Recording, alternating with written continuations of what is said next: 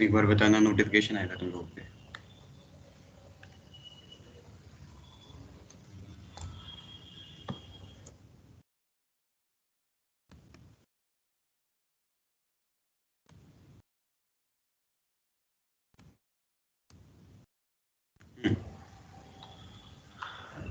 ठीक है, मुझ पे भी आ गया योर रिकॉर्डिंग। फाइन। तो कल हमने मोमेंट ऑफ इनर्शिया पे शायद एंड किया था। वहां तक किसी को कुछ पूछना है? Anything, anyone?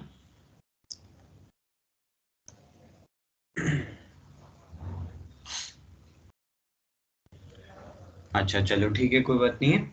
आगे बढ़ते हैं हम लोग एक टॉपिक पे which is your radius of gyration. ठीक है, रेडियस ऑफ जायरेशन के बारे में किसी को कुछ पता है क्या होता है? Anyone, you can speak. It is the distance of a point where if the whole mass of the body is concentrated, then it would have the same moment of inertia as that during the actual distribution of mass. Okay okay, what's your name? किसने कहा ये? Pallavi.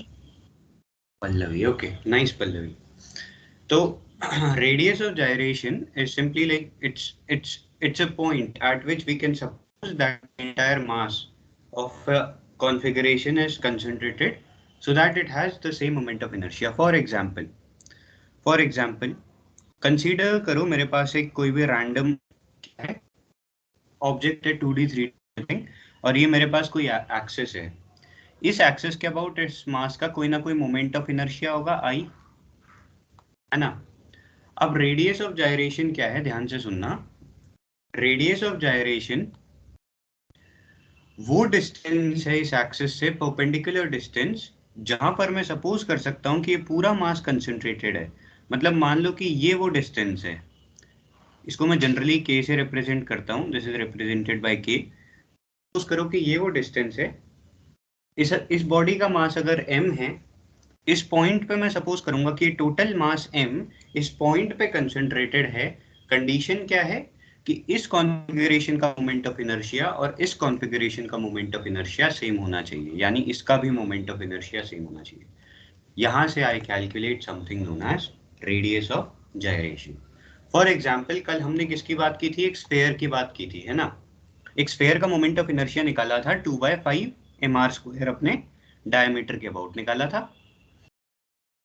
मेरे पास एक sphere था और मेरे पास एक axis था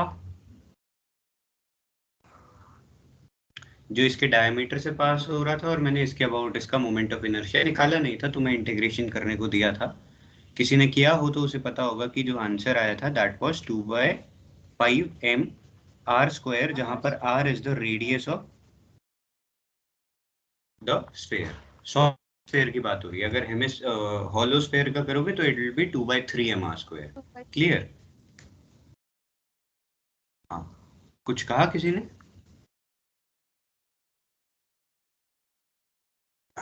ठीक है, अगर नेटवर्क इश्यू तो बता सकते हो। हाँ, अच्छा जी, ये हो गया। अब इसका मान लो मुझसे पूछा जाए कि एक स्फेयर का रेडियस ऑफ जायरेशन निकाल। भाई मैंने जितने क्वेश्चन देखे वो 2 पार्ट में थे। 5 नंबर का था मोमेंट ऑफ इनर्शिया डिराइव करो, 2.5 नंबर का था रेडियस ऑफ जायरेशन निकाल के आओ। तो 7.5 नंबर का, 7.5 के 2 15 नंबर का एक क्वेश्चन बनता है, उसमें से एक पार्ट मोमेंट ऑफ इनर्शिया का हमेशा है। ठीक है, तो अब मोमेंट ऑफ इनर्शिया का मेरे को पता है, तो मैं रेडियस ऑफ जायरेशन कैसे निकालूंगा?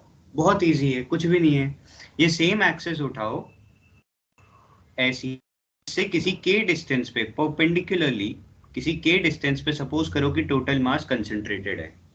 इसका मोमेंट ऑफ इनर्शिया कितना हो जाएगा इस कॉन्फ़िगरेशन का?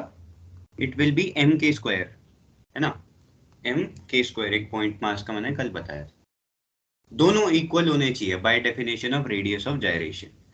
तो 2/5 mr², it must equate to mk², and from here can you get the value of k?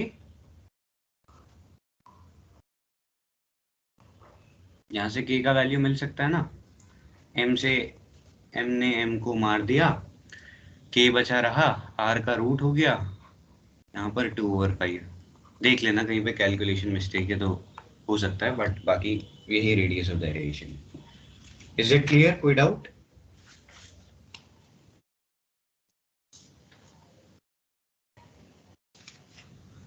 बताओ बताओ, क्लियर है? एक बार डाउट है? रिपीट कर दो। ठीक है, कहाँ से रिपीट कर दो? ये क्वेश्चन ही थोड़ा सा। देखो, रेडियस ऑफ जायरेशन की डेफिनेशन तुम्हें क्लियर हुई क्या है? एक एक पॉइंट है जिस सकता हूँ कि टोटल मास कंसंट्रेटेड है ताकि सेम मेरा मोमेंट ऑफ इनर्शिया है, ठीक है? तो मैं उस पॉइंट की डिस्टेंस को जनरली मैं उसको k से रिप्रेजेंट करता हूँ, और तो इस पॉइंट मास का मोमेंट ऑफ इनर्शिया इस एक्सिस के अबाउट कितना होगा? ऑब्वियसली mk² होगा, मास इनटू डिस्टेंस का स्क्वायर, राइट? और मोमेंट ऑफ इनर्शिया कितना हो जाएगा? यहाँ से 2/5 mr² हमने कल डिराइव किया था। ये दोनों इक्वल होने चाहिए, दोनों को इक्वेट किया और यहाँ से k की वैल्यू निकाल ली। अब क्लियर है किसने पूछा था? यस भैया। सोमवीर, ओके।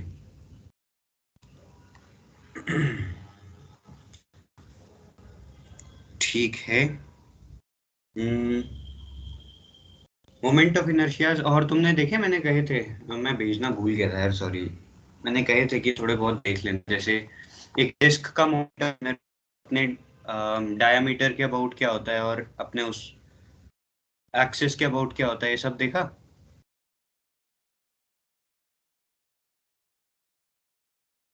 देखो, अगर तुम्हारे पास एक डिस्क है, ठीक है, देखा तो अच्छी बात है, जिसने नहीं देखा वो भी देख लो फटाफट से। मैं डेराइव नहीं करा रहा हूँ, बस फॉर्मूला लिख रहा हूँ।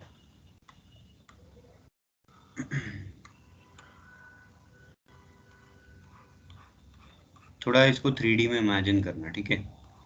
ये तुम्हारी साइड है और ये जो डॉट डॉट वाली साइड है, मान लो ये पेपर के अंदर जा रही है, ठीक है? मुझे इसका मोमेंट ऑफ इनर्शिया अगर निकालना है इस एक्सिस के अबाउट, इस एक्सिस के अबाउट जो इसको ऐसी चीरती हुई जाएगी, इस एक्सिस के अबाउट इसका मोमेंट ऑफ इनर्शिया हो जाएगा कितना होता है बताओ जिसने पढ़ा है? half mr². half mr². Very good, brilliant.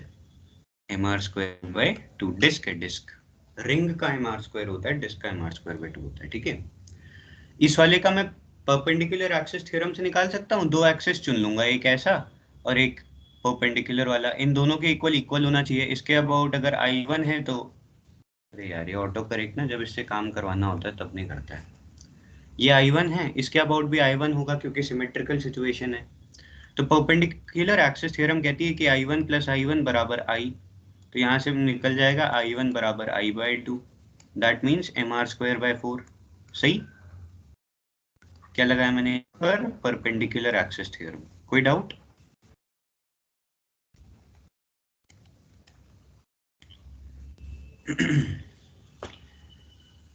अगला मैं ले सकता हूं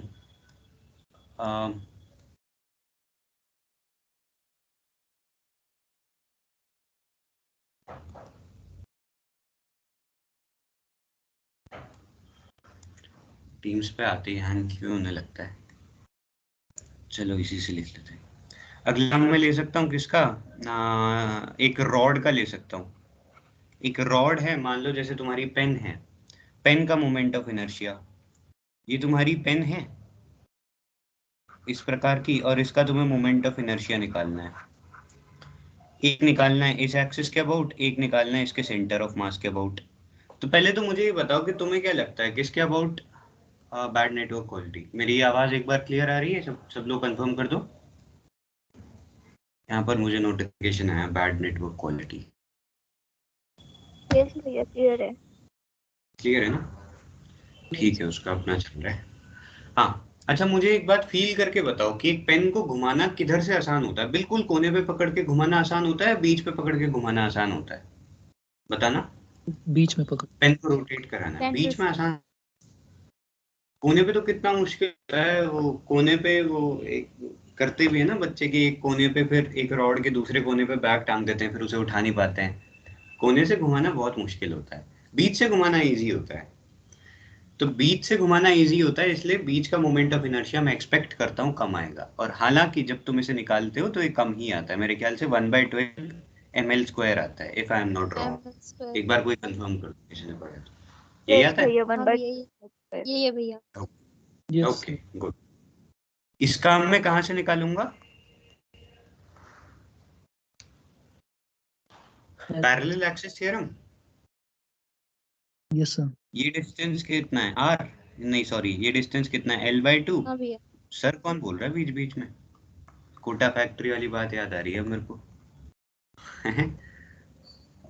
अब मैं भी कहूँ, अब रविकांत सर नहीं रहे, अब आशु भैया भी सर हो चुके हैं।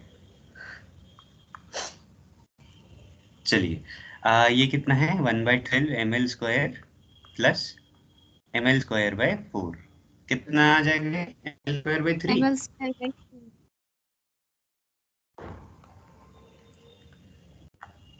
सही है? कोई समस्या?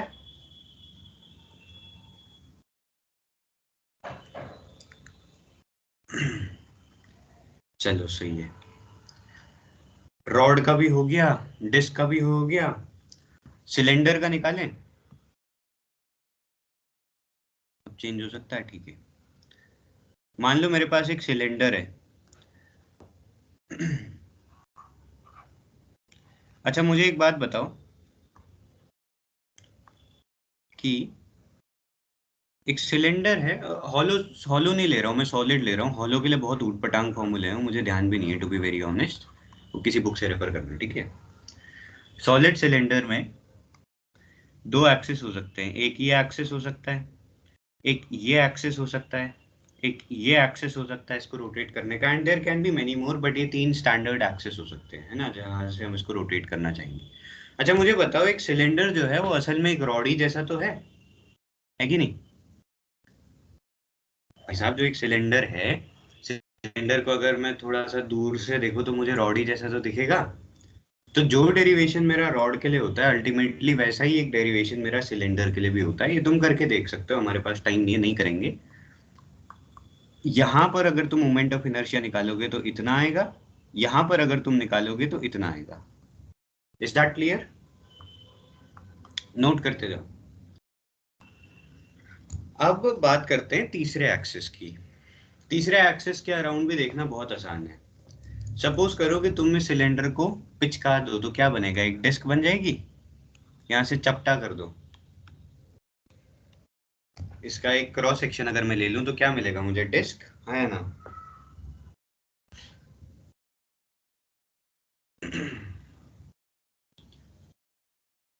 अरे सुन रहे हो? हेलो, Yes, भैया।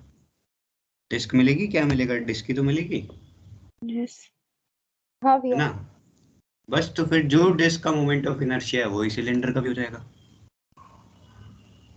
जो डिस्क का मोमेंट ऑफ इनर्शिया है वही सिलेंडर का भी हो जाएगा। 1/r2 कितना होता है? 1/2 mr स्क्वायर, 1 है by ना? 2 mr। अच्छा अब देखो, इनमें भी ये टर्म ऐड होती है। इनमें भी एक्चुअली हम डिस्क के भी बीच से घुमा रहे हैं ना, क्योंकि इसका एक फाइनाइट रेडियस है। मुझे अभी भी ध्यान आया, यहाँ पे भी ये टर्म ऐड होती है 1/4 mr स्क्वायर, और यहाँ पे भी, ठीक है। यहाँ पे तो फिर तुम पैरेलल एक्सिस थ्योरम लगाते रहना, इसको हटा ही देते हैं, काम करते हैं। एक बार बुक से कंफर्म करना इन फॉर्मूलेस को क्लास के बाद। आई एम क्वाइट श्योर कि ये वाला सही है। इस पे मतलब हमें इस डिस्क को भी अकाउंट में लेना होता है। मतलब खैर ये तो ट्रिक है याद रखने की, जब तुम डेरिवेशन करोगे तो तुम्हें पूरा ही टर्म मिलेगा। समझ रहे हो बात को? तो कुछ कुछ मोमेंट ऑफ इनर्शियाज मैंने बताए, जितने जितने मुझे ध्यान में आ रहे थे। मैं कोशिश करूंगा, अगर मैं नहीं भेजूं तो कोई मुझे पर्सनल टेक्स्ट कर देना कि वो मोमेंट ऑफ इनर्शिया भेज दो सबके। मैं कल भूल गया था, मेरे पास है वो। सिलेंडर हो गया, और चलो ठीक है, इतना ही काफी है। इसके बाद के अब तुम देखते रहना। सिलेंडर का मोमेंट ऑफ इनर्शिया डिराइव करने के लिए 2016 के पेपर में 5 नंबर का आया था, और 2.5 नंबर का वही रेडियस ऑफ जाइरेशन जो मैंने कहा, ठीक है।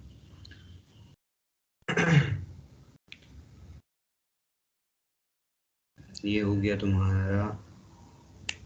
चलो अब एक क्लासिकल प्रॉब्लम करते हैं कि अगर मेरे पास एक इंक्लाइंड प्लेन है। कल मैंने तुम्हें कोई पुली ट्रिक बतानी थी ना, वो भी ध्यान रखना है। मान लो कि मेरे पास एक इंक्लाइन प्लेन है एट एन एंगल थीटा, यहां पर मेरे पास कुछ है, सिलेंडर मान लो या स्फेयर मान लो, ठीक है, और मैं इसको रोल डाउन करवा रहा हूँ प्योर रोलिंग से। प्योर रोलिंग समझते हो, घिस नहीं रहा है, स्किड नहीं हो रहा है, स्लिप नहीं हो रहा है, बस प्योर रोल कर रहा है। वैसी रोलिंग से मैं इसको नीचे भेज रहा हूँ। अब सवाल बनता है कि इसकी एक्सेलरेशन कितनी होगी, वेलोसिटी कितनी होगी, सब एक ही सवाल रहते हैं। मतलब एक बार तुम्हें एक्सेलरेशन मिल जाए तो वेलोसिटी निकालनी कोई बड़ी बात नहीं है, टाइम निकालना कोई बड़ी बात नहीं है, ठीक है। एक सवाल हम जनरल ले लेते हैं। अगर मैं तुमसे पूछूं कि तुम्हारे पास एक सॉलिड सिलेंडर है, तुम्हारे पास एक सॉलिड स्फीयर है, और तुम्हारे पास एक सॉलिड एक हॉलो स्फीयर ले लेते हैं, चलो। एक सॉलिड सिलेंडर है, एक सॉलिड स्फीयर है, और एक हॉलो स्फीयर है ना। यानी कि एक सॉलिड सिलेंडर, भरा हुआ सिलेंडर, बिल्कुल अंदर से कहीं पे खोखला नहीं है। दूसरा सॉलिड स्फीयर यानी क्रिकेट की बॉल। तीसरा हॉलो स्फीयर यानी वो प्लास्टिक वाली बॉल। इन तीनों में से मान लो तुम्हें दिया है कि सबका मास सेम है, वगैरह वगैरह, रेडियस सेम है, सब कुछ सारे पैरामीटर सेम है। तुमसे पूछा हुआ है कि कौन सबसे पहले नीचे तक पहुंचेगा, यानी अगर मैं जर्नी को सेम हाइट से शुरू करता हूं तो इस पॉइंट पे कौन सबसे पहले पहुंचेगा। कोई बता सकता है कौन पहुंचेगा? एक तुक्का मार के, या किसी ने करा हो ये वाला क्वेश्चन, उसे पता हो। इस पे एक यूट्यूब पे वॉल्टर लुएन, उनका एक बहुत बढ़िया सा लेक्चर भी है इसी टॉपिक पे।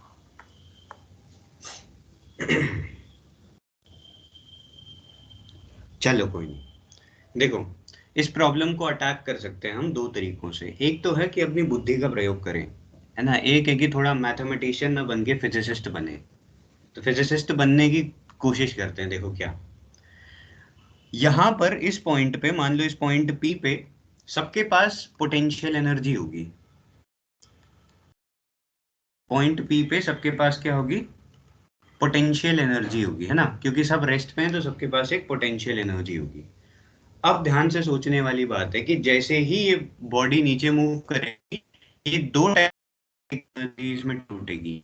एक होगी काइनेटिक एनर्जी, लीनियर, क्या बोलूं मैं इसको, ट्रांसलेशनल, हाँ, ट्रांसलेशनल काइनेटिक एनर्जी, यानी स्ट्रेट लाइन में मोशन करने वाली काइनेटिक एनर्जी। दूसरी है काइनेटिक एनर्जी रोटेशनल में टूट जाएगी, रोटेशनल काइनेटिक एनर्जी। तो ट्रांसलेशनल और रोटेशनल काइनेटिक एनर्जी में ये पोटेंशियल एनर्जी बंट जाएगी। अगर मैं बात करूं ट्रांसलेशनल काइनेटिक एनर्जी की, तो ये सिंपल सा होता है। मैं बात करूं रोटेशनल काइनेटिक एनर्जी की, तो एनालॉगस हम ले लेते हैं half I omega square. Omega हम लेते हैं सेंटर ऑफ मास के अबाउट, ठीक है, सेंटर ऑफ मास वाली एक्सिस के about. Half M V square और हाफ आई ओमेगा स्क्वायर। अब ध्यान से देखना, पोटेंशियल एनर्जी को बंटना है रोटेशनल काइनेटिक एनर्जी और ट्रांसलेशनल काइनेटिक एनर्जी में।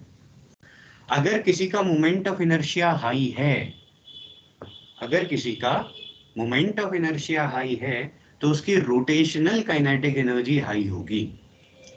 हाई रोटेशनल काइनेटिक एनर्जी, है ना।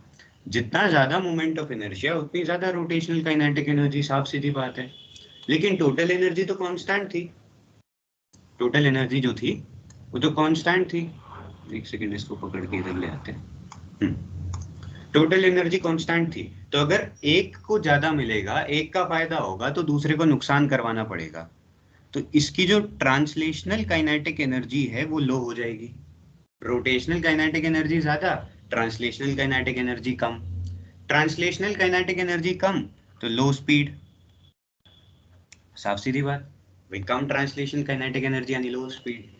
तो सबसे आसान तरीका होता है ये पता लगाना कि मोमेंट ऑफ इनर्शिया किसका ज्यादा है। जिसका मोमेंट ऑफ इनर्शिया ज्यादा, उसकी स्पीड कम, वो देर में पहुंचेगा। सॉलिड सिलेंडर का मोमेंट ऑफ इनर्शिया होता है 2 बाय नहीं, कितना होता है इसका, इस वाली एक्सिस के अबाउट, हाँ, जो सेंटर ऑफ मास, मतलब कि एक्सिस के अबाउट हो रहा है, डायमीटर के अबाउट नहीं। It will be half mr. This will be 2 by 5 mr square. This will be 2 by 3 mr square. Provided कि अगर m और r सेम है सपोजिंग, तो हाफ 2 by 5 और 2 by 3 कौन इन? हाफ होता है तुम्हारा 0.5, 2 by 5 होता है 0.4, 2 by 3 होता है 0.67. तो 0.67 का मोमेंट ऑफ इनर्शिया यानी हॉलो स्फीयर का मोमेंट ऑफ इनर्शिया सबसे ज्यादा है. क्योंकि हॉलो स्फीयर का मोमेंट ऑफ इनर्शिया सबसे ज्यादा है तो स्पीड सबसे कम होगी, यानी हॉलो स्फीयर सबसे लास्ट में पहुंचेगा. सॉलिड स्फीयर सबसे पहले पहुंच जाएगा और सॉलिड सिलेंडर उसके भी बाद पहुंचेगा. ठीक है, तो ऑर्डर ये होगा, सबसे पहले सॉलिड स्फीयर, फिर सॉलिड सिलेंडर, फिर हॉलो स्फीयर. तो hollow always loses, this is the rule. ठीक है, जब भी ये क्वेश्चन है तो हॉलो हमेशा हारता है इसमें. चलो एनीवेज, ये हो गई हमारी लॉजिक्स की बातें, लेकिन एग्जामिनर लॉजिक को नहीं मानेगा और मैथ्स को ही मानेगा. तो एक बार मैथ में भी देख लेते हैं इस चीज को. बहुत आसान है, एफबीडी बनाओ. इस मास पे नीचे को लगेगा इसका वेट mg, यहां लगेगा इस पे एक नॉर्मल रिएक्शन, यहां इस पे लगेगा फ्रिक्शन. भाई फ्रिक्शन होगा तभी रोटेशन होगा. और मान लो इसका रेडियस r है तो इस पे एक एंगुलर एक्सेलरेशन होगा और इसका एक लीनियर एक्सेलरेशन होगा नीचे की ओर. जहां पे किसी को दिक्कत है वहीं पे पूछ लो. हाँ, ये लीनियर एक्सेलरेशन है और इधर को इसका एक एंगुलर एक्सेलरेशन भी होगा. और linear acceleration for pure rolling एक रूल होता है, इसको ध्यान में रखना. फॉर प्योर रोलिंग, अगर प्योर रोलिंग होनी है तो एक रूल होता है कि जो a होगा it should be equal to r alpha. इसको डब्बे में पैक करके रख लेते हैं, कभी निकाल के खाएंगे. ठीक है, अब देखते हैं.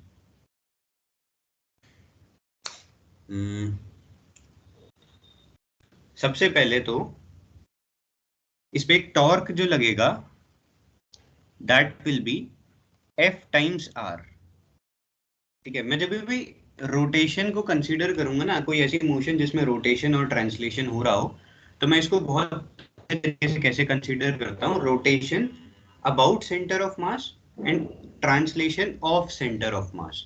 ये थोड़ा क्लिपनर में इस पे एक बढ़िया सा आर्टिकल दिया है, उसको पढ़ना. ठीक है, जो मोशन होती है किसी भी बॉडी की, it is rotation about centre of mass plus translation of centre of mass. तो मैं rotation about centre of mass लूंगा और translation of centre of mass लूंगा, और इन दोनों को प्लस करके मैं पूरी मोशन को कंसीडर करता हूँ. एनीवेज, टॉर्क मुझे मिल जाएगा रेडियस के अबाउट f इंटू आर, और कोई फोर्स नहीं है जो टॉर्क दे रहा है, तो f इंटू आर यहाँ से हो गया. अच्छा, टॉर्क जो होता है जैसे F बराबर ma होता है, वैसे टॉर्क बराबर I अल्फा होता है. तो I अल्फा बराबर F बाय आर और अल्फा बराबर F by R I, F R by I sorry. और अल्फा मुझे पता है कि अल्फा को मैं a बाय आर लिख सकता हूँ, तो a बाय आर बराबर F R by I, and this implies that a बराबर F R square by I. ये मेरा एक्सेलरेशन आ गया है फ्रिक्शन के टर्म्स में. हालांकि फ्रिक्शन भी मुझे नहीं पता है, तो I have to do something more. अभी इसको भी डब्बे में पैक कर लेते हैं, बाद में कभी यूज करेंगे. ठीक है भाई.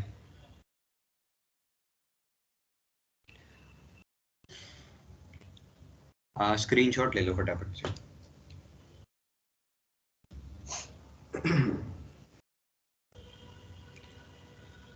चलो ठीक है. अब मैं क्या करता हूँ, अब मैं इस mg को रिजॉल्व करता हूँ जैसा मैं बचपन से करता आ रहा हूँ. इस mg को मैं दो फोर्सेस में रिजॉल्व कर लेता हूँ, एक इधर को इसका कंपोनेंट, एक इधर को इसका कंपोनेंट. इधर वाले को बोल देता हूँ mg.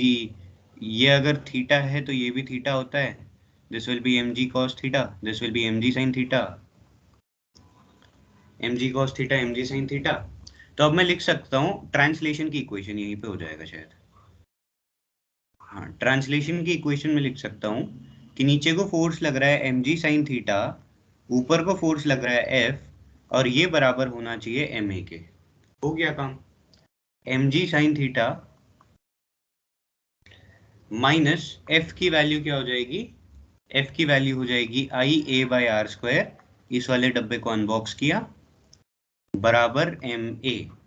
और यहाँ से अब मैं a को निकाल सकता हूँ, तो a बराबर mg sin थीटा भागे mg sin थीटा ओवर कितना आ रहा है mg sin theta over m plus I by R square. कोई कैलकुलेशन मिस्टेक है तो करेक्ट कर लेना, m plus I by R square.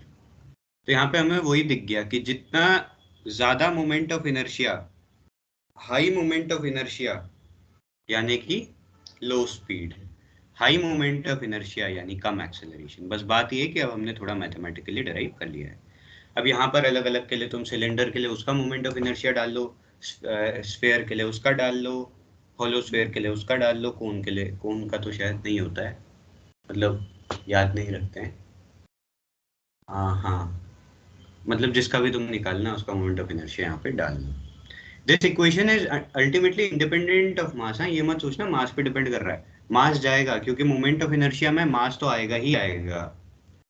Moment of inertia जो होता है दिस इज ऑफ काइंड के एम आर स्क्वायर, जहाँ पर एक के की अलग अलग वैल्यू होती है। रिंग के लिए 1, स्फेयर के 2/3, 2/5, सिलेंडर के लिए 1/2, डिस्क के लिए 1/4, सो ऑन सो फोर्थ। तो मास के इंडिपेंडेंट है इक्वेशन। तो चाहे तुम्हारे पास एक बहुत भारी सा टंकी हो, टंकी क्या होती है, एक हॉलो सिलेंडर होती है। अगर तुम्हारे पास एक टैंक हो बहुत बड़ा सा, वही तुम्हारे पास एक छोटा सा सॉलिड क्या हो, मान लो कि एक रिफिल हो जो कि एक सॉलिड सिलेंडर है, तो रिफिल फिर भी टैंक से जल्दी नीचे पहुंचेगा। ठीक है, it does not depend on mass, fine, it only depends on shape, it only depends on this के फैक्टर क्या है वो। और चाहे मैं एक बड़े टैंक और चाहे मैं एक छोटे टैंक के साथ बीच में रेस करवाऊं तो दोनों एक ही साथ नीचे पहुंचेंगे। तो ये काफी मजेदार सा क्वेश्चन होता है। कोई समस्या इसमें?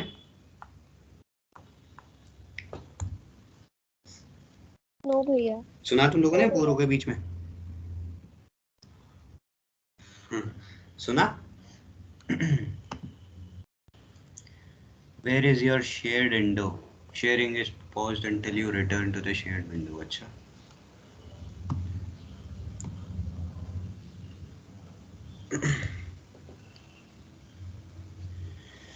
बाकी पेंडुलम वगैरह तो यार तुम लैब में कर चुके हो कई बार, Kater's pendulum, simple pendulum, physical pendulum, bar pendulum, सब कर चुके हो ना। सब में समय व्यतीत ना करते हुए एक सवाल उठाते हैं, एक सवाल और एक पुली ट्रिक, बस 2 ही टॉपिक बचते हैं। रोटेशन में से काफी हद तक कवर हो गया तुम लोगों का। अगर आप घर पे बस क्वेश्चन ही क्वेश्चन करोगे तो भी काफी होगा। एक क्वेश्चन करते हैं, तुम्हारे एग्जाम में आया हुआ, और इवन ये जेई मेन का भी क्वेश्चन है, जिस साल मैंने दिया था उस साल ऐसे ही क्वेश्चन था। A uniform sphere of mass m and radius r and a uniform cylinder of mass m and radius r are released simultaneously। अरे नहीं, ये वाला तो कर लिया, दूसरा क्वेश्चन था। चलो ये भी एक क्वेश्चन है, इस टाइप का लिखा आता है, देखो ये 2015 का क्वेश्चन है। ये वही क्वेश्चन है जो हम ऊपर कर चुके हैं, मैंने पूरा पढ़ा नहीं और लिखना शुरू कर दिया। On the top of an inclined plane, और फिर इसके आगे फॉलो अप क्वेश्चन है कि find the time taken by each of the object to reach the bottom. Clear? ये लैंग्वेज है, मतलब ऊपर वाले क्वेश्चन की इस प्रकार से पूछा जाता है। हालांकि मुझे ये वाला नहीं कराना था, मुझे दूसरा क्वेश्चन करवाना था, उसको भी लिखते हैं। A solid sphere of mass 0.1 kilogram and radius 2.5 centimeter rolls without slipping with uniform velocity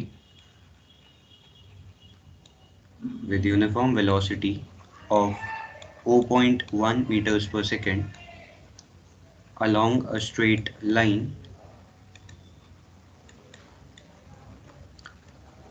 on a horizontal table.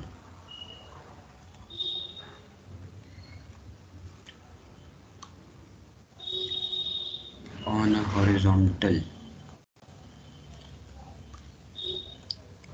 table, calculate its total energy. ये 2017 का है शायद, पता नहीं कब का है, लेकिन है PYQ, एग्जैक्ट लैंग्वेज भी वही है, ठीक है। उठाइए, तुम्हें दिया हुआ है कि एक मास m है, एक सॉलिड स्फीयर है जिसका मास दिया हुआ है और रेडियस दिया हुआ है, और विदाउट स्लिपिंग रोल कर रहा है कि एक यूनिफॉर्म वेलोसिटी से एक स्ट्रेट लाइन पे, और हॉरिजॉन्टल टेबल, यानी कोई ग्रेविटी तुम्हारे किसी काम की नहीं है। तुम्हें फाइंड आउट करना है उसकी टोटल एनर्जी को, ठीक है। कैसे काम करोगे? मान लो कि एक सॉलिड स्फीयर है,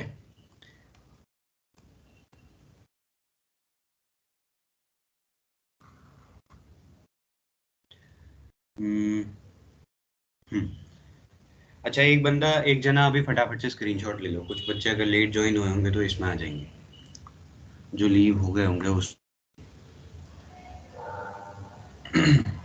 ये स्फीयर क्या कर रहा है? ये रोटेट भी कर रहा है किसी ओमेगा वेलोसिटी से, और ये मूव भी कर रहा है किसी v वेलोसिटी से। तुम्हें इसकी टोटल एनर्जी निकालनी है, ठीक है।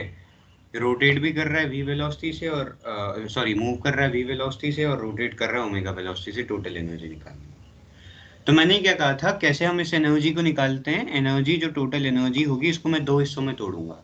एक तो होगी translational kinetic energy, translational kinetic energy plus rotational kinetic energy. अब मैं कैसे लेता हूं, देखो, translational kinetic energy of centre of mass, इसके सेंटर ऑफ मास की ट्रांसलेशनल काइनेटिक एनर्जी मुझे निकालनी है, उसको मैं निकाल के कहीं पे रख लूंगा। Rotational kinetic energy about centre of mass, suppose करना कि ये ऑब्जेक्ट रोटेट अपने सेंटर ऑफ मास वाले एक्सिस के अबाउट कर रहा है, वहां इसकी कितनी काइनेटिक एनर्जी होगी वो निकाल लो। सेंटर ऑफ मास की ट्रांसलेशनल काइनेटिक एनर्जी कितनी है वो निकाल लो, दोनों को ऐड करो, बात खत्म, ठीक है। और भी तरीके हैं इसे करने का, बट ये सबसे इजीएस्ट तरीका है।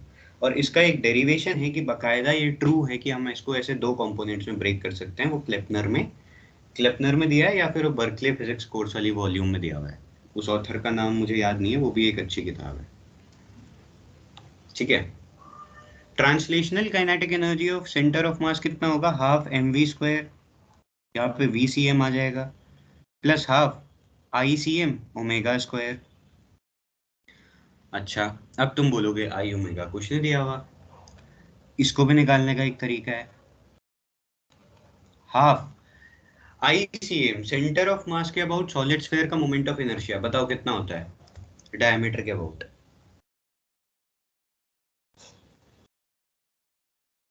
अभी ऊपर लिखा था, हाँ, 2/5 mr²।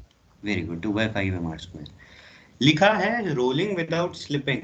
और रोलिंग विदाउट स्लिपिंग जो R होगा वो V अपॉन ओमेगा भी होगा और A अपॉन अल्फा भी होगा, इसको याद रखना। प्योर स्लिपिंग के लिए A बराबर R अल्फा और V बराबर R ओमेगा।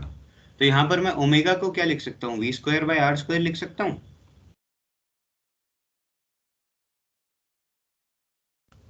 हो गया है बस मेरा काम।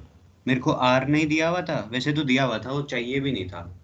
R ने R को मार दिया, कितना आया? 1/5 mvcm²। हो गया क्वेश्चन सॉल्व। अब तुम वैल्यूज पुट करते रहना, ठीक है। 1/2 1/5 कितना हो जाएगा? 10 5 2 7 7/10 गुणे 5 गुणे कितना है मास? 0.1 इंटू 0.1 का स्क्वायर।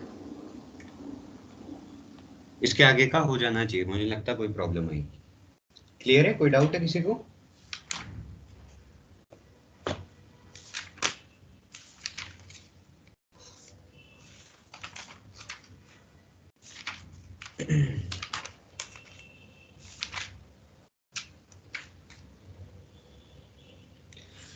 अच्छा, अब तो मैं पुली वाली ट्रिक बताते हैं, उसके बाद रोटेशन के लिए मैंने इतना ही प्रिपेयर किया था। अच्छा, मुझे ये भी बताना, मेरे को एक और क्लास अलॉट हुई तुम लोग का, उस दिन अगले संडे को, ठीक है? तो अगले संडे को क्या पढ़ना चाहोगे? मैकेनिक्स में से ही कुछ आपस में डिसाइड करके मुझे मैसेज कर देना। वैसे मैंने सोचा है कि मोमेंटम कंजर्वेशन वेरिएबल मास, उसका मुझे बहुत पहले भी मैसेज आया था किसी का, वो वाले क्वेश्चंस रॉकेट प्रोपल्शन वाले, वो मैंने सोचे हैं। बट अगर कोई और टॉपिक चाहते हो ऐसा कुछ जो 1 घंटे में तुम्हें लगता हो कि हो सकता है, मुझे बता देना, ठीक है?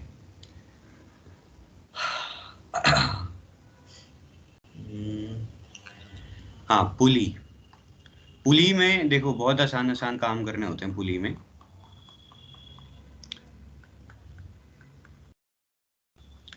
पुली के क्वेश्चन काफी तंग करते हैं बच्चों को, मुझे भी। मान लो कि तुम्हारे पास 2 मासेस हैं, इस तरीके से लटके हुए हैं। सबसे सिंपल क्वेश्चन लेते हैं। इसका मास m1 है, इसका मास m2 है। सपोज कर लेते हैं कि m1 m2 से बड़ा हुआ है, ठीक है? तुम्हें निकालना है कि इस सिस्टम का एक्सेलरेशन कितना है, ठीक है? तुम्हें निकालना है कि इस सिस्टम का एक्सेलरेशन कितना है। एक सेकेंड, स्क्रीन ऑफ हो गई।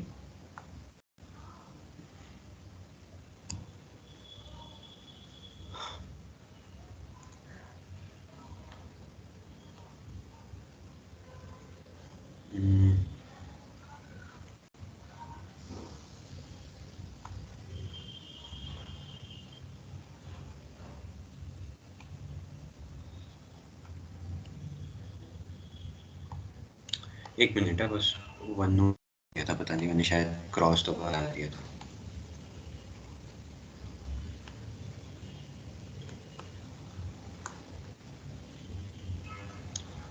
हाँ, एक बार कंफर्म कर लेना, कोई एक आध बच्चा दिख गया सबको आपस से? यस भैया। दिख रहा है, ठीक है। हाँ, सपोज कर लो कि m1 m2 से बड़ा है और तुम्हें निकालना है सिस्टम का एक्सेलरेशन कितना है, ठीक है? काफी आसान होता है, इसको खोल दो। सपोज करो, देखो इसकी एफबीडीज बनाना, यहाँ से इस पे एक m1g फोर्स लगेगा और यहाँ से इस पे एक m2g फोर्स लगेगा। सपोज करो कि ये पुली है ही नहीं, ये एक ट्रेन टाइप की कोई चीज है और इसको ऐसे खोल दो, ऐसा कुछ है। सपोज कर लो थोड़ी देर के लिए हाइपोथेटिकली, इसको इधर को कोई m1g फोर्स से खींच रहा है और इसको इधर से कोई m2g फोर्स से खींच रहा है। मैं ऐसा कह सकता हूँ? सुनो भाई, m1g लेफ्ट, m1g और m2g ध्यान से देखो तो अल्टीमेटली एक दूसरे को अपोज ही कर रहे हैं, है ना? और मैं इसको अगर सीधा खोल के बना लूं तो कोई प्रॉब्लम नहीं है, लेकिन इससे क्वेश्चन बहुत इजीली सॉल्व हो जाता है। अब अगर मैं इसमें नेट फोर्स निकालूं तो फोर्स कितना आ जाएगा तुम्हारा, m1g माइनस m2g, और तुम्हारा टोटल मास कितना आ जाएगा जिसको हमें खींचना है, that is m1 plus m2, and simply acceleration will be force over mass, that is m1g minus m2g over m1 plus m2. This is known as pulley trick, ठीक है? m1 minus m2 over m1 plus m2g। तो ये फटाफट से answer verify करने के काम आती है। बड़ी लंबी चौड़ी एफबीडीज बना के टेंशन के लिए 2 इक्वेशंस लिख के तुम इसी फॉर्मूले पे पहुंचते हो, वेरीफाई कर सकते हो, ठीक है? कई बार ये सवाल आते हैं जिसमें पूरी खुद एक्सेलरेट हो रही होती है, उसमें तुम्हें कंस्ट्रेंट इक्वेशन लगाने को कहा जाता है। वो सब लगा के एक उससे भी एक डेरिवेशन आता है कि मान लो तुम्हारे पास एक पुली है और पुली की 2 साइड्स का एक्सेलरेशन, इधर का एक्सेलरेशन मान लो a1 है और इधर का एक्सेलरेशन मान लो a2 वेक्टर है मान लो, और पुली का एक्सेलरेशन ap वेक्टर है या a वेक्टर है, ap ले लेते हैं, p फॉर पुली। तो यहाँ पर एक पुली ट्रिक होती है कि जो ap वेक्टर होगा that will be simply a1 vector plus a2 vector upon 2, यानी पुली के दोनों साइड के जो स्ट्रिंग्स हैं उनका जो एक्सेलरेशन है उनका तुम एवरेज कर दो तो पुली का एक्सेलरेशन निकल जाएगा। इस केस में देखो पुली बंधी हुई है तो इधर का एक्सेलरेशन a नीचे है, इधर का एक्सेलरेशन a ऊपर है, तो a माइनस ए वेक्टर इसीलिए लिखा है, साइन के साथ काम करना है, a minus A upon 2। Suppose करो कि दोनों साइड का एक्सेलरेशन अलग अलग होता तो फिर पुली का भी कोई ना कोई एक्सेलरेशन आता। बात समझ में आई? इसका अगेन इसका भी डेरिवेशन तुम्हें क्लेपनर में मिल जाएगा, बट इसको ऐसे ही याद रख सकते हो, काम की चीज है, ठीक है?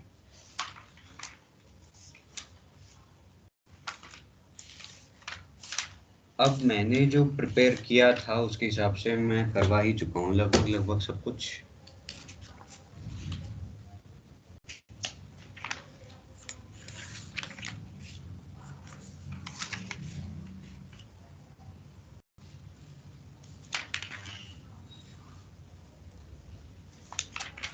ठीक है, किसी को अपनी तरफ से कुछ पूछना है तो पूछना स्टार्ट करो, कुछ भी एनीथिंग।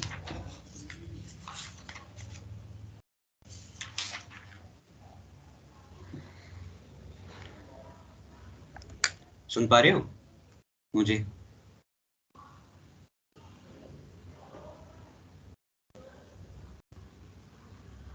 हाँ ना लिखी दो, बोलने रहे तो। Yes, भैया. Yes, भैया. Yes, भैया. Yes. काफी ज्यादा शांत बैठे रहते हैं, खैर हम लोग भी ऐसे ही रहते हैं।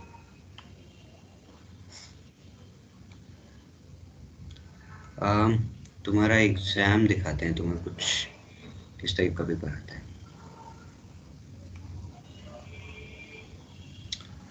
एग्जाम पेपर्स मैंने तुम्हारी क्लास में से किसी से मांगे थे। किससे मांगे थे?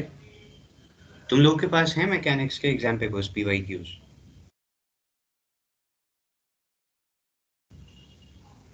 नहीं है तो मैं अभी अपलोड कर दूंगा, ठीक है? एक फोल्डर क्रिएट करके टीम्स पे मैं ही अपलोड कर दूंगा, ठीक?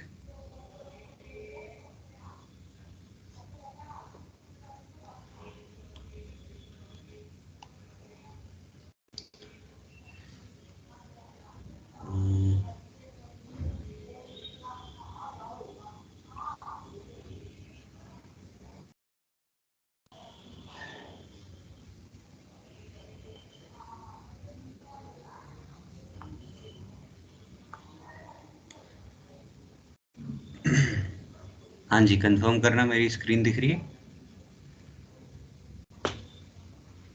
Yes, भैया. Yes, भैया. कल वाला फॉर्मेट बढ़िया था वैसे। वो कल मेरी वीडियो आई थी स्क्रीन के ऊपर, फिर मैंने देखा। एक मिनट,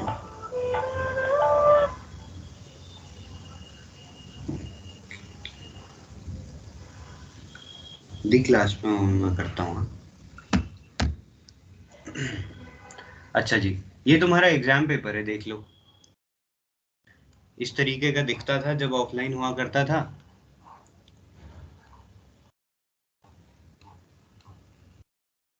ये तुम्हारा, हाँ ये पहला क्वेश्चन तुम्हारा STR का है। उसके देखते हैं रोटेशन के कहाँ क्वेश्चन हैं। ये सेंट्रल फोर्स का क्वेश्चन है, SHM का है।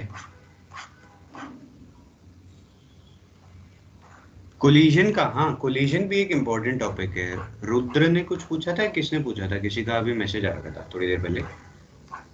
कोलिजन के क्वेश्चन भी वैसे आते हैं जहां तक मुझे लग रहा है। ये देखो, ये centre of mass, centre of mass निकालना, मोमेंट ऑफ इनर्शिया निकालना, ये मुझे लगभग हर जगह मिला, हर एग्जाम में, बिलीव इट और not. Fine, centre of mass की प्रैक्टिस करके जाना, थोड़ा सा रट के जाना। बाकी ये थोड़ा बहुत ये है वो क्वेश्चन जिसकी मैं कल बात कर रहा था, लॉ ऑफ रोटेशन। तो वही है, लॉ ऑफ मोशन को ही रोटेशन की लॉ बना के लिख देना। फिर क्या है, डैम्प्ड हार्मोनिक ऑसिलेटर। ये चैप्टर पता है, ये चैप्टर पता नहीं क्यों सब लोग छोड़ देते हैं। ये मजेदार चैप्टर है, इसे छोड़ना मत, ठीक है? इससे सवाल भी बनता है, मेरे टाइम पे भी बनना था डैम्प्ड हार्मोनिक ऑसिलेटर का। और ये फिर क्या होता है, जैम के सिलेबस में है, और मैंने अपने टाइम पे सोचा था कि वेव्स एंड ऑप्टिक्स में कवर हो जाएगा, उसमें वाला टॉपिक नहीं आता है। रिड्यूस्ड मास यूनिफॉर्म स्फीयर, ये देखो ये वाला क्वेश्चन है जो मैंने अभी लिख लिया था। देखो कितने नंबर का दिख रहा है तुम्हें? 6 नंबर का दिख रहा है। 9 का ऊपर वाला है, 6 का ये वाला है। ये 9 नंबर का है। ये सेंट्रल फोर्स का क्वेश्चन है, रिड्यूस्ड मास, 2 बॉडी प्रॉब्लम को 1 बॉडी प्रॉब्लम में कन्वर्ट करना। ओके, ये पूरा का पूरा क्लिपनर में दिया हुआ है, उसी को टेपना था। ये वाला क्वेश्चन है जो अभी हमने किया है, 6 नंबर का आ रखा है। फाइन, उसके बाद briefly significant discuss the physical significance of moment of inertia. देख लो, मोमेंट ऑफ इनर्शिया पे S से लिखने के लिए आ रखा है कुल मिला के, और लिखना काफी पड़ता है। यहाँ पे स्कूल वाला सिस्टम नहीं होता है। एक्चुअली क्या होता है ना, स्कूल में जितने जितने मार्क्स का एग्जाम होता है उतने का ही लिखते हैं, 1 नंबर के लिए 2 लाइन लिख के आ जाते हैं। यहाँ पे क्योंकि क्वेश्चन ज्यादा मार्क्स के आते हैं, दिखा नहीं रहा है कितने का है, बट ज्यादा मार्क्स के क्वेश्चन आते हैं तो थ्योरी थोड़ी लंबी चौड़ी लिखनी पड़ती है, ठीक है, तभी जाके मार्क्स मिलते हैं। ये फिक्शियस फोर्सेस का क्वेश्चन है, रोटेशन, ये भी रोटेशन का ही क्वेश्चन है वैसे, पर ये बहुत इजी था इसलिए मैंने इसको कराया नहीं। ये बच्चे 12th में करके आते हैं, क्योंकि रोटेशन के कारण क्या होता है, एक सेंट्रीफ्यूगल फोर्स लगता है और वो एक्सेलरेशन ड्यू टू ग्रेविटी को बैलेंस आउट कर लेता है। ये उसका क्वेश्चन था। Deduce relativistic a spaceship, STR की क्लासेस भी होंगी तुम्हारी वैसे, हाँ।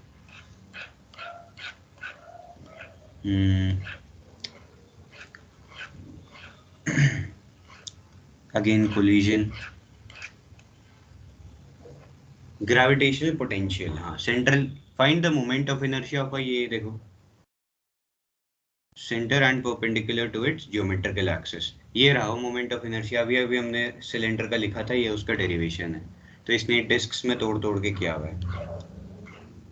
तो कुल मिला के हाँ, ये लिखा था अभी हमने, mr²/4 + ml²/12, आई थिंक यही लिखा था, है ना, तो यही डेरिवेशन आ गया। फिर उसी का बी पार्ट देख लो, calculate the radius of gyration of solid cylinder. तो रेडियस ऑफ जायरेशन में कुछ नहीं करना है, दिस इक्वल टू mk² कर देना है। मोमेंट ऑफ इनर्शिया जो तुमने निकाला है उसको mk² के इक्वल कर लो और k की वैल्यू निकाल लो यहाँ से, and this is your paper. तो एग्जाम काफी सिंपल है, और देख भी रहे हो कि रोटेशन का ठीक ठाक वेटेज भी है ना। ठीक है, मैं एग्जाम पेपर्स इनके सॉल्यूशंस भी है इसी में, मैं इसको अपलोड कर दूंगा यहाँ पर टीम्स पे, ठीक है। ठीक है, फिर इतना ही रखते हैं अब तुमसे। Stop recording, yes.